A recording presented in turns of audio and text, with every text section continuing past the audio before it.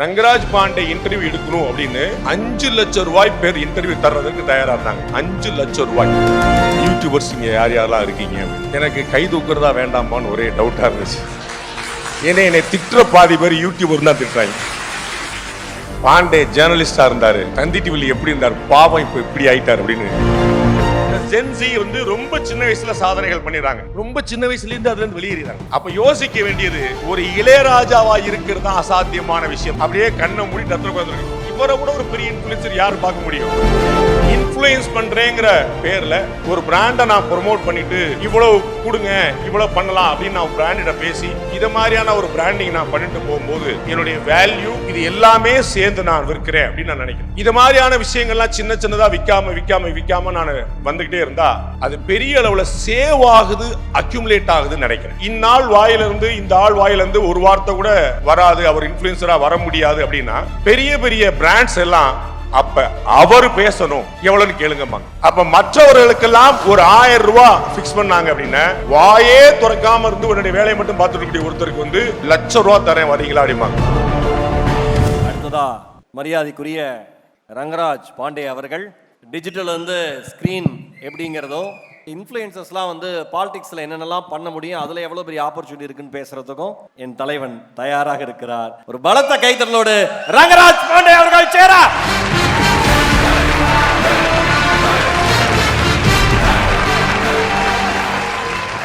இதெல்லாம் அனுபவிக்கிறதா இல்லையானே தெரியலையே, இதான் பிளான் பண்ணி செய்கிறாங்களா அப்படின்னு ஒன்று யோசிக்கல. ரொம்ப ஹாப்பியாக இருக்குது. ரொம்ப ஆட் மேன் அவுட் மாதிரி எனக்கே தோணுது. நான் முதல்ல பிரதர் வந்து கேட்டாருங்க, யூடியூபர்ஸ் இங்கே யார் யாரெல்லாம் இருக்கீங்க அப்படின்னு. எனக்கு கை தூக்குறதா வேண்டாமான்னு ஒரே டவுட்டாக இருந்துச்சு. ஏன்னா என்னை திட்டுற பாதி பேர் யூடியூபர் தான் திட்டுறாங்க. பாண்டே ஜேர்னலிஸ்டாக இருந்தார், தந்தி டிவியில் எப்படி இருந்தார், பாவம் இப்போ இப்படி ஆயிட்டார் அப்படின்னு. இங்கே வந்திருக்கக்கூடிய பெரும் கூட்டமும் அவருடைய இன்ஃப்ளூயன்ஸை பார்க்கும்போது பார்த்தா ரொம்ப ப்ரௌட் யூடியூபர்னு சொல்லலாம் போல தெரியுது. அந்த மாதிரி வந்து பயங்கரமாக வந்து ஒரு ஸ்ட்ராங்கான இன்ஃப்ளூயன்சிங் டீம் இங்கே நிற்குது. ரெண்டாவது கேள்வி, நான் யூடியூபரா அப்படிங்கிறதுல உள்ளது. ரெண்டாவது வந்து ஐ மீன் இன்ஃப்ளூயன்சர், நான் ஒரு இன்ஃப்ளூயன்சரா அப்படின்னு ஒரு கேள்வி. எனக்கு அது புரியல. இன்ஃப்ளூயன்ஸ் பண்ணுறது அப்படின்னா என்ன? ஒரு நிறைய பணம் பண்ணுறது, நிறைய யூஸ் பண்ணுறது, யூட்டிலைஸ் பண்ணிக்கிறது, மார்க்கெட் பண்ணுறது அப்படின்னு நான் புரிஞ்சுக்கிறேன் கொஞ்சம். பட் இந்த மாதிரி ஒரு பணம் பண்ணுறதா மட்டும் இல்லாமல் இன்ஃப்ளூயன்ஸுங்கிறது எவ்வளோ ஆச்சரியமாக எவ்வளோ நிறைய விஷயங்களை பண்ண முடியும் அப்படிங்கிறதுக்கு ஒரு உதாரணம் பாரத பிரதமர் நரேந்திர மோடி. இந்த இவ்வளோ பெரிய விஷயத்தை வந்து திரு சிவசங்கரன் போன்றவர்கள் வந்து இன்னைக்கு 2025 நவம்பரில் பண்ணிட்டு இருக்கும்போது, இன்னைக்கு நம்ம பேசிட்டு இருக்கும்போது எங்களுக்கெல்லாம் வந்து ஒரு பயங்கரமான ஹெக்டிக் டே. நேற்று சிவசங்கர் சார் மெசேஜ் பண்ணி இந்த மாதிரி ஒரு ப்ரோக்ராம் நீங்கள் வரணும் அப்படின்னு சொல்லி சொன்னபோது நான் வந்து செகண்ட் வார்த்தை சொல்ல, சார்ட்ட அந்த மெசேஜ் சொன்னேன், இமிடியட்லி எஸ் சார் சொன்னேன். பட் எனக்கு ஒரு பெரிய பதட்டம், இன்னைக்கு வந்து ஒரு ஹோல் டே ஹெக்டிக்கான டேவாச்சே, நம்ம எப்படி உள்ள நம்மளை ஸ்பீஸ் பண்ணிக்கிறேன்னு. பட் நான் சார்ட்ட சொன்னேன், இல்லை சார் எப்படியாவது ஐ வில் கம் பேக் அப்படின்னு. நான் அங்கேருந்து வெளியில் வர்றதுக்குள்ளே வந்து பயங்கர ஆச்சரியமான விஷயம் வந்து பீகாருடைய எலெக்ஷன் ரிசல்ட் வந்திருக்கு. பீகார் வரலாறு காணாத அளவுக்கு 243 சீட்டில் 202 சீட்டு என்டி அலையன்ஸ் வந்து எடுத்திருக்கிறாங்க. அப்போ யார் இன்ஃப்ளூயன்சருங்கிறதுக்கு இது ஒரு பாடம், ஹவு டு இன்ஃப்ளூயன்ஸுங்கிறதுக்கு இது ஒரு பாடம், எப்படி அடுத்தடுத்த தலைமுறையை கொண்டு போகிறாங்க அப்படின்னு. உங்கள் எல்லாருக்கும் ரொம்ப பரிச்சயமான, நீங்கள் அதிகம் யூஸ் பண்ண ஒரு விஷயம், நான் ஏன் ஆட் மேன் அவுட் மாதிரி ஃபீல் பண்ணேன் அப்படிங்கிறதுக்கு ஒரு முக்கியமான விஷயம். எங்களுடைய சாணக்கியெல்லாம் நாங்கள் வந்து இந்த 6.5 வருஷத்தில் டில் நவ் இது வரைக்கும் ஒரு வீடியோவில் கூட நாங்கள் சப்ஸ்கிரைப் பண்ணுங்க, லைக் பண்ணுங்க, ஷேர் பண்ணுங்க, பெல் பட்டன் அமுக்குங்கன்னு சொன்னதே இல்லை. Not even a single video. நாங்கள் எங்களுடைய வேலையை செய்கிறோம், அமைதியாக அடுத்த வேலையை பார்க்க போயிடுறோம். அடுத்த நாள் அடுத்த வேலை, அடுத்த நாள் அடுத்த வேலை. அப்போ யார் இன்ஃப்ளூயன்சர் அப்படிங்கிற கேள்வி வருது. இன்ஃப்ளூயன்ஸ் பண்ணுறதுக்கு என்ன செய்யணும்னு கேள்வி வருது. என்னுடைய பதில், இன்ஃப்ளூயன்ஸ் பண்ணுறதுக்கு உங்களுடைய வேலையை பாருங்க அப்படிங்கிற மட்டும்தான் எனக்கான பதிலாக தெரியும். நம்முடைய வேலையை நாம் ஸ்ட்ராங்காக பண்ணிக்கிட்டே இருந்தோம் அப்படின்னா ஆட்டோமேட்டிக்காக நாம் ஒரு பெரிய இன்ஃப்ளூயன்சராக நம்மளை மீறி மாறுவோம் அப்படின்னு தோணுது. இன்ஃப்ளூயன்ஸ் பண்ணுறதுல எல்லாரும், பிள்ளைங்க எல்லாருமே நிறைய பேர் பேசும்போது, பெரியவங்க எல்லாம் பேசும்போது, இந்த ஹவு டு மேக் மணி அப்படிங்கிறல நீங்கள் வந்து ப்ராடக்ட் சேல் பண்ணுறீங்களா, மக்கு சேல் பண்ணுறீங்களா, அதெல்லாம் சேல் பண்ண முடியுமானே எனக்கு தெரியல. ஓ இது வேறு பண்ண முடியுமா இதெல்லாம் உட்காந்து அப்படின்னு எனக்கு தெரியவே இல்லை. அப்படிலாம் கேட்கும்போது ஒரு இன்ஃப்ளூயன்சர் தான் என்ன பண்ண உள்ள வந்தாரோ அதை விட்டுட்டு மற்றதெல்லாம் சேல் பண்ண கிளம்பினாரு அப்படின்னா அவர் முதல்ல தன்னை சேல் பண்ணிடுறாரு அப்படின்னு நான் நினைக்கிறேன். இந்த ப்ராடக்ட் செல்லிங்க்கு போறதுக்கு முன்னாடி நாம எதுக்காக வந்தோம் அப்படிங்கிற அந்த பர்பஸை மறந்துடக்கூடாது அப்படின்னு நான் நினைக்கிறேன். இது மாதிரியான விஷயங்கள்லாம் சின்ன சின்னதா விற்காம நான் வந்துகிட்டே இருந்தா அது பெரிய அளவுல சேவ் ஆகுது, அக்யூமுலேட் ஆகுதுன்னு நினைக்கிறேன். எந்த ஒரு இன்ஃப்ளூயன்சர் நீங்க கொஞ்சம் அதை யோசிச்சு பார்த்தீங்கன்னா புரியும் நான் சொல்லக்கூடிய எக்கனாமிக்கல் ஈக்குவேஷன்ஸ். எந்த ஒரு இன்ஃப்ளூயன்சர் ஒரு சின்ன சின்ன விஷயத்துக்கு 1000 ரூபாய் கொடுங்க உங்களுக்கு ஒரு ஸ்க்ரால் போட்டுடலாம், 2000 ரூபாய் கொடுங்க உங்களுக்கு எல்பேண்ட் போட்டுடலாம், 3000 ரூபாய் கொடுங்க உங்களுக்கு வந்து லோகோ போட்டுடலாம் அப்படின்னு நம்ம போயிட்டே இருக்கிறோம். ஆனா இந்நாள் வாயிலிருந்து இந்த ஆள் வாயிலிருந்து ஒரு வார்த்தை கூட வராது, அவர் இன்ஃப்ளூயன்சரா வர முடியாது அப்படின்னா பெரிய பெரிய பிராண்ட்ஸ் எல்லாம் அப்ப அவர் பேசணும் எவ்வளவுன்னு கேளுங்கம்பாங்க. அப்ப மற்றவர்களுக்கெல்லாம் ஒரு 1000 ரூபாய் பிக்ஸ் பண்ணாங்க அப்படின்னா வாயே துறக்காம இருந்து உன்னுடைய வேலையை மட்டும் பார்த்துட்டு இருக்கக்கூடிய ஒருத்தருக்கு வந்து 1,00,000 ரூபாய் தரேன் வரீங்களா அப்படிம்பாங்க. யூ ஓன்ட் பிலீவ், இந்த இன்டர்வியூல கமர்ஷியல் இன்டர்வியூன்னு ஒரு கல்ச்சர் வந்திருக்கு, நீங்க கேள்விப்பட்டிருப்பீங்க. இன்டர்வியூ வந்து பண்ணும்போது கமர்ஷியல் இன்டர்வியூ.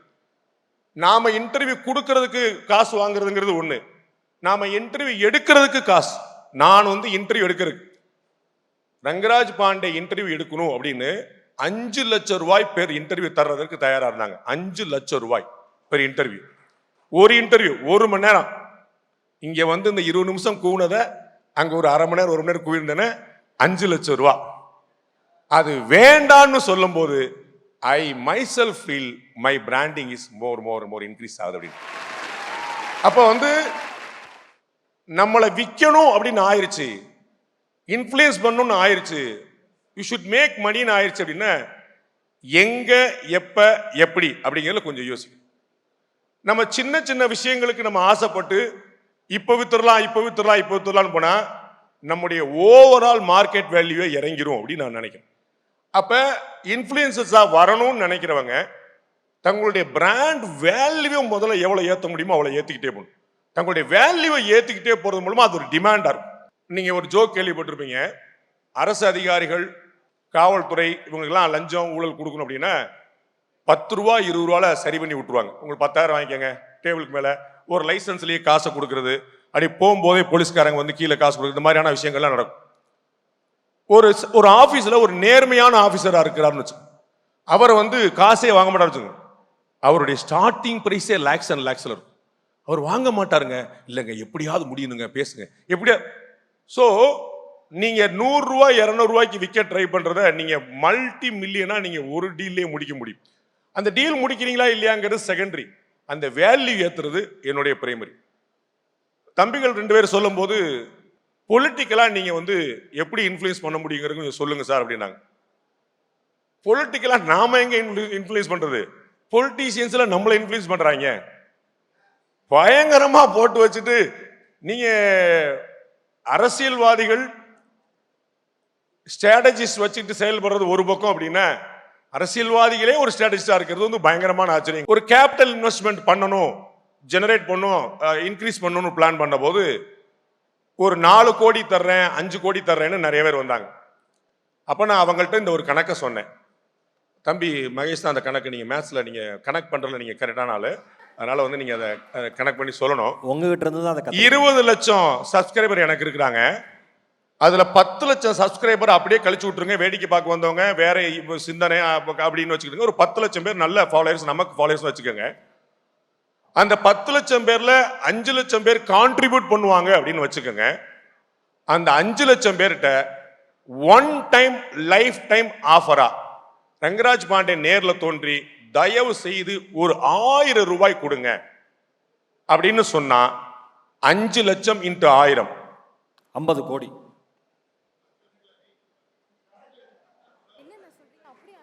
எவ்வளவு சார்? 5 லட்சம் இன்ட்டு 1000 இவ்வளவுதான். அது எத்தனை, அது விட்டுருங்க அரசியல்வாதிகளா இருந்தா கரெக்டா சொல்லிருப்பாங்க. நம்மள மாதிரி ஆட்களுக்கு வந்து 1 10 100 1000 நம்ம நம்பர் எண்ணிக்கிட்டு இருப்போம், நமக்கு வந்து அதெல்லாம் தெரியாது. பாயிண்ட் என்ன அப்படின்னா 5 லட்சம் subscriber only once in your life 1000 ரூபாய் கொடுத்தா just imagine where you will be. அது கேட்காத வரைதான் உங்களுடைய வேல்யூ. எந்த ஒரு பொருள் விலை போகவில்லையோ அது விலை மதிப்பற்றது. எந்த ஒரு பொருள் வாங்கப்பட்டு விட்டதோ அது விலை முடிஞ்சு போச்சு. அதற்கு பிறகு அது ரீசேல் தான் ஆக முடியும். ஒரு முறை விலை போன பொருள் ரீசேல் தான் ஆக முடியும். அப்ப நான் இன்ஃப்ளூயன்சரா இருக்க போறேங்கிறத உங்களுடைய கோலா வச்சுக்கிடாதீங்க. உங்களுடைய வேலையை நீங்க பார்த்துக்கிட்டே இருங்க. சைட்ல வந்து ஆட்டோமேட்டிக்கா உங்களுக்கு இன்ஃப்ளூயன்ஸுக்கான ஒரு பவர் வந்து நிற்கும். இறந்து கிட்டத்தட்ட ஒரு 10 ஆண்டுகள் நெருங்க போகிறது. இன்னமும் தமிழ் உலகம் ஒரு சோ ராமசாமியை தேடிக்கொண்டிருக்கிறது. அவர்தான் இன்ஃப்ளூயன்சர். அப்படி ஒரு ஆள் இல்லையே அப்படின்னு நினைக்கும்படியான எண்ணம் வைக்கிறது. காசு 1000 பேர் பண்ணலாம், அதற்கு 1000 வழி இருக்கிறது. பெயர் எல்லோராலும் பண்ண முடியாது. கிரெடிட் வந்து வாங்கிடலாம், கிரெடிபிலிட்டி வந்து சுலபம் அல்ல. அது ரொம்ப உள்ளலே காஸ்ட்லியானது அந்த கிரெடிபிலிட்டி. அதற்கு தேவை இன்டெகிரிட்டி. இந்த இன்டெகிரிட்டியும் கிரெடிபிலிட்டி இருக்கிறவரை மாதிரி ஒரு ஆச்சரியமான social influencer, social media influencer இல்ல, சோசியல் இன்ஃப்ளூயன்சர் நான் வேற யாரையும் பார்க்கல. நன்றி, வணக்கம். எத்தனையோ கேள்விகளை எல்லாரிடமும் கேட்டிருக்கிறார். அவரிடம் 2 கேள்வி. ஆனால் ஏஐ மூலமாக வந்து அதிகமான மாற்றங்கள்லாம் நடக்குதுன்னு எல்லாரும் பல பேர் பல விஷயங்கள் பேசிக்கிட்டே இருக்காங்க. அந்த ஏஐ வச்சு 2026ஓட களம் யாருக்குன்னு சொல்ல முடியுமா? உங்க அளவுக்கு ப்ரெடிக்ட் பண்ண முடியுமா ஏஐ? ஏஐ எல்லாம் ப்ரெடிக்ட் பண்ண வேண்டாம். ஏஐன்னு கூப்பிட்டா நானே ப்ரெடிக்ட் பண்ணிடுவேன். அதுல வந்து ஒரு பெரிய விஷயம் இல்ல. அது அவ்வளவு பெரிய வித்தை இல்ல. ஒரு தேர்தல் இன்ஃப்ளூயன்ஸ் ஆக முடியாது நண்பா. You have to wait. இது கேள்விக்கான பதிலும் என்று நான் புரிந்து கொண்டேன். என் சிற்றறிவு கெட்டியவரை இன்ஃப்ளூயன்ஸ் பண்ணி ஒருத்தர் வந்து நாட்டையே பிடிக்க முடியுமான்லாம் இருந்தோம். ஆனால் யூஎஸ்ல இந்திய வம்சாவளியைச் சேர்ந்த இந்த நூற்றாண்டினுடைய இளம் மேயராக தேர்வாயிருக்காரு ஜோரன் மம்தானி அவர்கள். நியூயார்க் சிட்டியே இப்படி அல்லாஹ் இது எப்படி பார்க்குறீங்க? இது உங்களுடைய பார்வையில் இது எந்த மாதிரி? எப்பயுமே ஒரு கொள்கையை ரொம்ப எக்ஸ்ட்ரீமா பிடிச்சிட்டு போகும்போது டக்குன்னு அதுக்கு ஒரு ஆதரவு வரும். அது நிலைச்சு நிற்குதாங்கிறத கொஞ்சம் காலம் போய் தான் நம்ம பார்க்கணும். ஒரு டிஸ்ரப்டர் அப்படின்னு சொல்லுவாங்க பாத்தீங்களா? ஏதோ ஒன்று போயிட்டு இருக்கும்போது டக்குன்னு குறுக்க கால் விட்டா எல்லாருடைய கவனமும் அந்த பக்கம் வரும். அவர் காலிலேயே குறுக்க கால் விட்டாப்பா அப்படின்லாம் வரும். But whether it is sustaining அப்படிங்கிறது we have to wait and watch. நான் திரும்ப நினைக்கிறது, இந்த சோசியல் மீடியா யுகத்துல விட்டில் பூச்சலாக இருப்பதல்ல, ஒரு காட்டு சிங்கமாக இருப்பது, நிலை நிற்பது. ஒரு ஏரியா போட்டா அதுல தாதா நான்டா அப்படின்னு நிக்கிறது. அதை நோக்கி நகரணும். ஜென்சி வந்து ரொம்ப சின்ன வயசுல சாதனைகள் பண்ணிடுறாங்க. ரொம்ப சின்ன வயசுல இருந்து அதுல இருந்து வெளியேறாங்க. அப்ப யோசிக்க வேண்டியது, ஒரு இளையராஜாவா இருக்கிறது தான் அசாத்தியமான விஷயம். 85 வயசு. நான் பிறக்கிறதுக்கு முன்னாடி இல்ல, எங்க அப்பா பிறக்கிறதுக்கு முன்னாடி இருந்து ஒருத்தர் உட்கார்ந்துட்டு இருக்கிறார். அவருக்கு இன்னைக்கு வரைக்கும் ஒரு காட்டு மல்லி பூத்து இருக்குன்னு போட்டாருன்னு அப்படியே கண்ணை மூடி டத்துல உட்கார்ந்துருக்கு. இவரை விட ஒரு பெரிய இன்ஃப்ளூயன்சர் யார் பார்க்க முடியும்? அவரோட ஒரு ஜென்சி யார் பார்க்க முடியும்?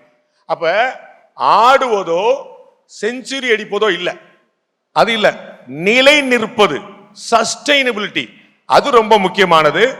நியூயார்க் மேயருடைய பொலிட்டிக்கல் எதிர்காலம் அவருடைய சஸ்டைனபிலிட்டியை பொறுத்தது. we have to wait and watch. இறுதியா ஒரே ஒரு கேள்வினே, இவ்வளவு தெளிவாக அரசியல் ஆள் அறிவு கொண்ட ரங்கராஜ் பாண்டே அவர்கள் ஒரு சார்பு உடையவர் என்கிற கருத்தை நீங்கள் எப்படி பார்க்கிறீர்கள்? என் மீது வீசப்படுகிற கரை உங்கள் கைகளில் இருக்கிறது என்பதை தெரிந்து கொள்ளுங்கள். என் மேல நீங்க ஒன்னு எடுத்து வீசும் போது முதல்ல உங்க கை பட்டு தான் அப்புறம் என்கிட்ட வருது. இங்கு சார்பற்றவர் யார் என்று ஒருவரை காட்டுங்கள். சபாஷ்.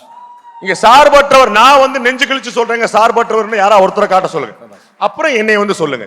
அருமை. நடுநிலை என்பது நடுவில் நிற்பது அல்ல, நியாயத்தின் பக்கம் நிற்பது. அருமை. என்னுடைய நியாயம் என்னுடைய மனசாட்சி, என்னுடைய நியாயம் யாரும் கிடையாது. யாராவது ஒருத்தர் 100 ரூபாய் கொடுத்துட்டேன் பாண்டேக்கு, நான் வந்து மாசம் இவ்வளவு காசு கொடுத்துட்டு இருக்கேன் யாராவது சொன்னா நான் அவர்களுக்கு கட்டுப்பட்டோம். எனக்கு எஜமானர்கள் இவர்கள். சபாஷ். அதனால எனக்கு வந்து எந்த குழப்பமும் இல்லை. நான் சார்புடையவனா இல்லையாங்கிறதுக்கு 20.5 லட்சம் சப்ஸ்கிரைபர் சாட்சி. ஷேர் பண்ணுங்க, லைக் பண்ணுங்க, பட்டன் அமுக்கன்னு சொல்லாம வந்த அவர்கள் சாட்சி. நன்றி, வணக்கம். Thank you much. நிச்சயமா சார், வழக்கம் போல உங்களோட ஸ்டைல்ல ரொம்ப ஃபயரான amazing. Thank you so much sir. Felicitate பண்றதுக்காக we would like to welcome Shivashankaran sir to the stage please.